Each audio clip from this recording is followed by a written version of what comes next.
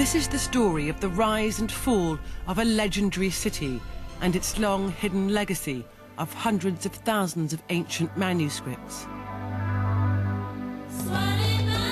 Set against a backdrop of great empires and visionary leaders, it tells how trade routes from the east became ink roads, bringing writing to the heart of West Africa, and how Timbuktu became its leading light, and how invasions and conquest caused that story to be buried literally. Africa's storytellers, guardians of its history, have had their oral traditions dismissed as mere song and dance, and the assumed lack of a literary heritage interpreted as meaning Africa doesn't have its own intellectual traditions. But now a different truth is emerging that tells us the reading and writing of books has been as important a part of life in Africa as it has in Europe. And as Timbuktu's manuscripts are brought out of hiding, the conviction grows that what they have to tell us may forever rewrite Africa's history. What's incredible is that I'm in a small village in Mali, in Africa, on the edge of the Sahara Desert. It's about the last place on Earth I'd expect to find manuscripts hundreds of years old.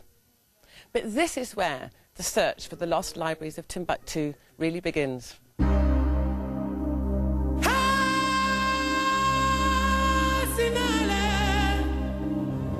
Europeans dreamed of reaching Timbuktu ever since stories began to circulate in medieval times of a desert El Dorado whose streets were paved with gold.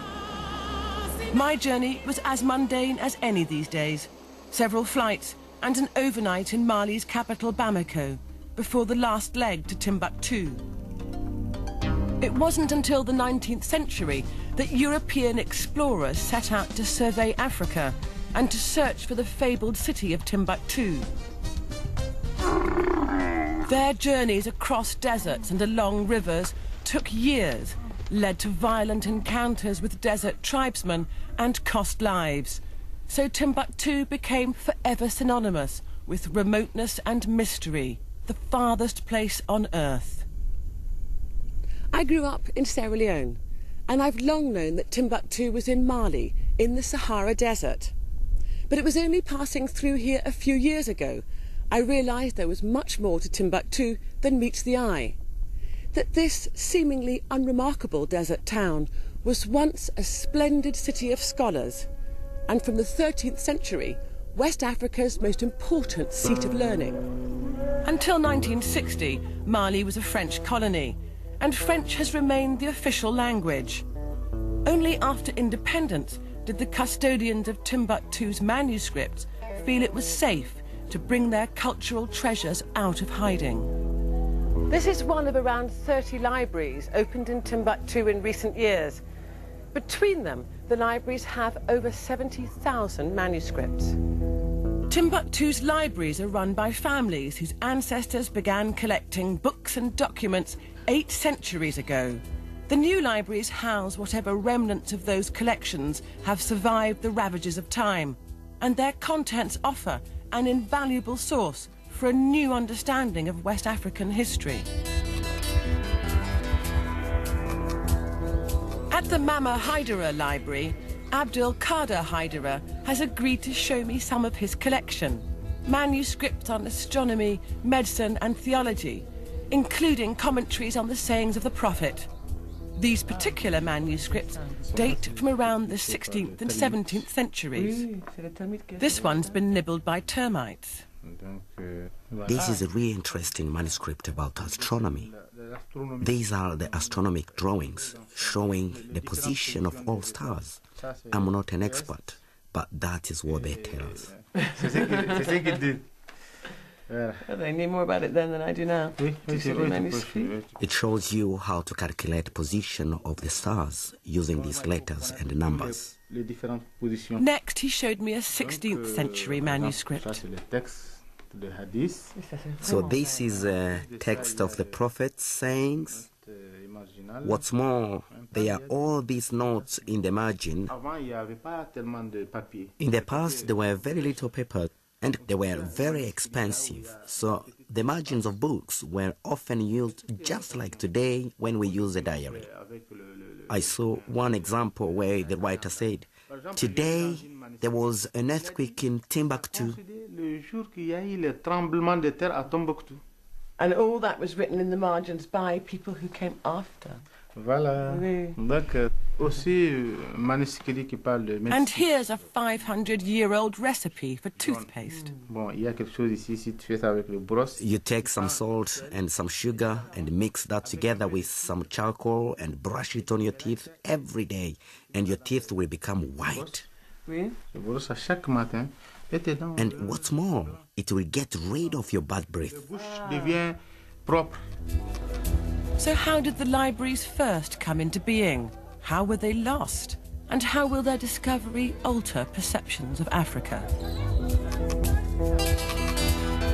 At the end of the 10th century, when Timbuktu was founded, a large part of West Africa was under the rule of the Ghana Empire. It was West Africa's first superpower, and its leaders were early converts to Islam. The spread of Islam was the compelling factor that changed history here and gave Africa its literary tradition.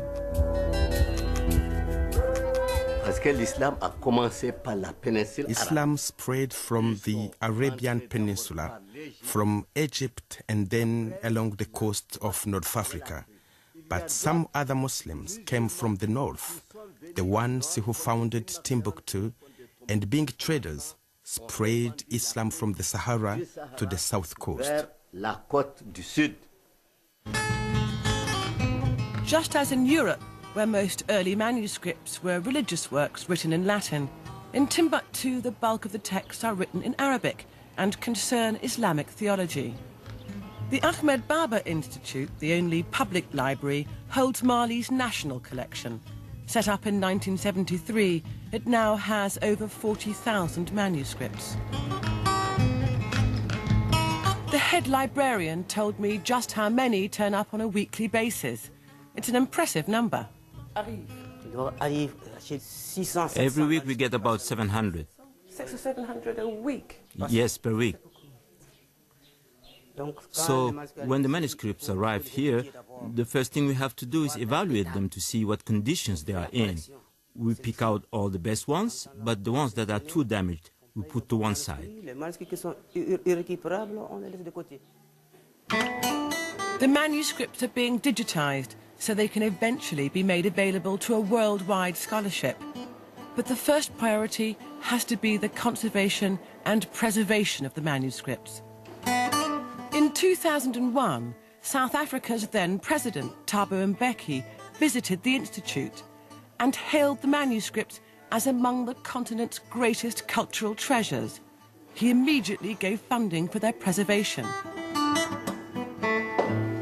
Alexio Motsi is a South African conservator, making regular visits to Timbuktu to work on delicate and often damaged manuscripts, and equally importantly, to train local people in conservation skills.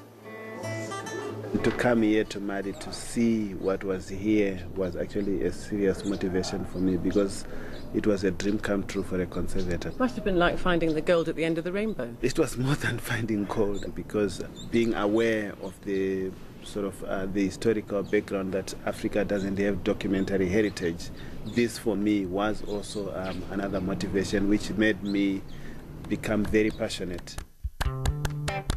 At least 300,000 manuscripts are known to exist in the region, but so far only a tiny percentage have been translated or studied in any detail. A lot of them have not been read, 1,000 at most. So there are lots of manuscripts that we got, and that's really exciting. But it also gives us the idea of the challenge that lies ahead, you know, and how much work that must be done on the manuscripts. The conservation, cataloguing, translation and study of all the known manuscripts is a task which could take decades. But thousands, maybe even hundreds of thousands of manuscripts are still out there, some hidden behind walls, some in cellars, and some still buried in the sands of the desert. The last 300 years have dealt a succession of blows to Timbuktu. Morocco invaded at the end of the 16th century. Violent power struggles between rival fundamentalist Islamic sects created anarchy throughout the late 18th and 19th centuries, followed swiftly by the final indignity of French colonization. Like other victors, the French took away manuscripts as the spoils of victory. To protect their heritage, the owners of manuscripts hid their collections. Timbuktu's libraries went underground. Over the last 50 years, the manuscripts have gradually been brought out into the open again, but their owners are still suspicious. Searching for manuscripts, it's a bit like prospecting for gold.